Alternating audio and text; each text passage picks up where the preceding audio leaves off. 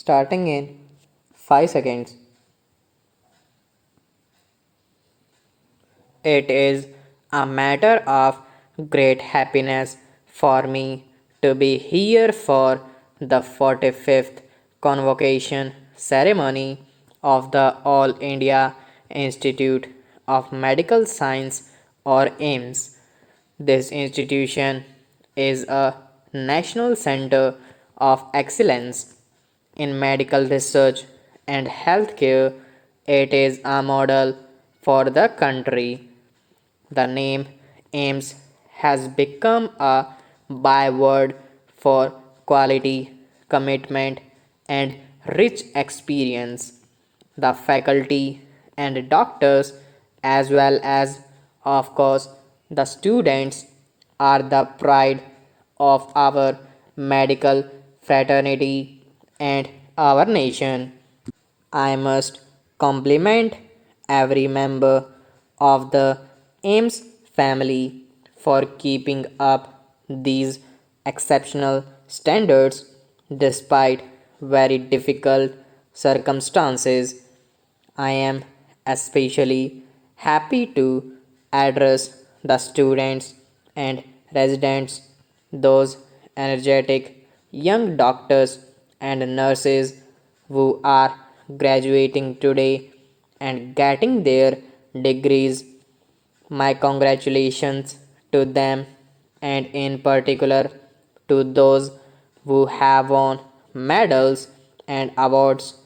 This is a landmark moment in your lives. You have joined an illustrious list of medical graduates and postgraduates from AIMS. Your success is a result of your hard work as well as the efforts of your teachers and professors and the sacrifices of your families. In a large measure, it has also been assisted by society, which has contributed to the setting up and maintenance of an institution such as AIMS. As such, as you go into the world, a world that needs your services more than ever before, please remember that you need to give back to society. It is true that you need to be legitimately rewarded for your academic excellence, your medical science, and your expertise. Yet, as a doctor, your services must be available both to those who can afford your fees and also to those who are less fortunate and cannot afford.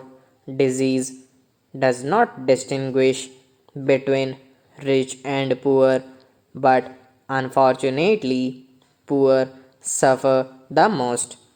It is for society to profit from medical science. It is not for medical science to profiteer from society. Patients and their families have great trust in you and see you as next to God. It is upon you to ensure that the trust is given due respect and that you treat them with care and compassion. A key role in meeting our health challenges is played by our very vigilant and very skilled nurses and paramedics. Their work almost never stops. Their sense of duty and compassion has made Indian nurses, both women and men, among the most outstanding professionals in our country across all fields. In this context, I must make a special mention of the nursing students who are graduating today. My congratulations to all of you. India is a country of paradoxes. Nowhere is this more apparent than in our public health. Traditional challenges such as diarrhea, pneumonia, and TB, along with maternal and child mortality figures that are improving but are still worrying, are a concern. On the other hand, non communicable disease and what are called lifestyle disease are emerging as big killers. These could be related to the heart or to the brain, as well as to a host of cancers and pollution sources that we are increasingly exposed to.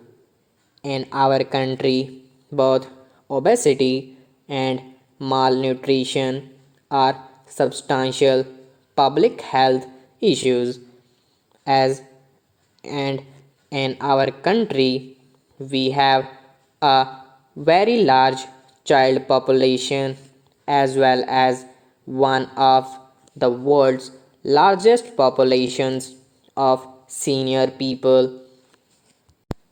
Both these groups pose very different but very real challenges to our healthcare system and our doctors and nurses. Despite the progress we have made, gaps remain.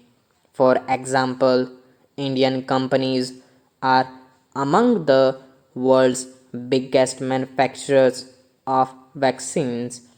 These vaccines are supplied across the globe. Our innovative medical scientists have been developed new vaccine.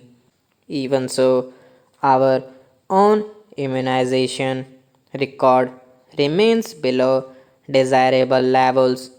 Many of our children, particularly in far flung and difficult to access areas, do not get the full course of immunization.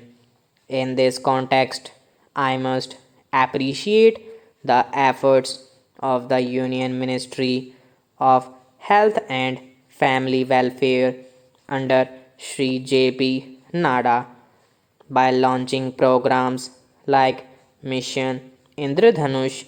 It is urgently trying to fill the immunization gap and protect all our children, the future of our country, from killer disease.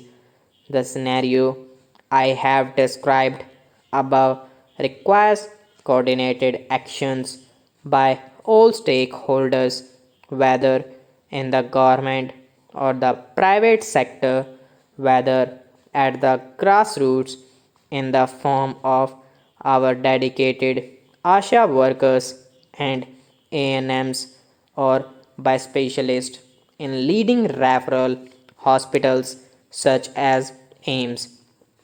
The use of technology and the adoption of telemedicine, at least for diagnosis, will also go a long way in taking healthcare to those who need it most. Cutting edge resources, research, and institutions such as AIMS will be fundamental to taking on emerging disease and health challenges.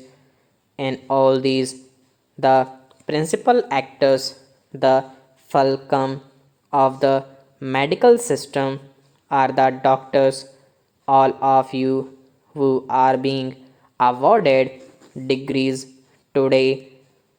Without you, the system will not work. Led by you, it is for all of us to ensure that India's healthcare efforts reach every citizen and not just some citizens.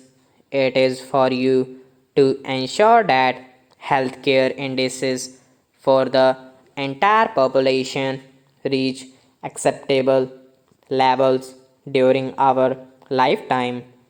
This is how the battle against polio and earlier smallpox was fought and won.